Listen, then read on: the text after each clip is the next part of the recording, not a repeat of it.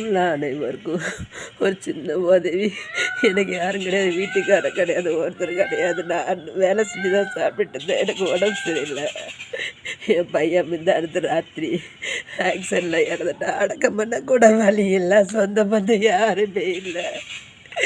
எனக்கு அடக்கம் பண்ண ஏதாவது உதவி செய்யுங்க. என் பையனுக்கு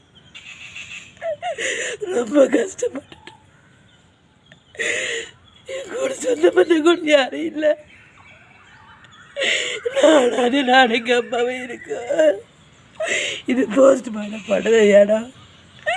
பாடி வைக்க கூட ஆளை கிடையாது. எனக்கு ஏதாவது உதவி செய்ய, பையன் அடக்கம் பண்ணதுக்கு ஏதாவது உதவி. வீடு கூட கிடையாது, எனக்கு வாடகை வீடு கூட கிடையாது. என் பையனை எங்கே தூக்கிட்டு போட்டு கூட எனக்கு தெரியாது.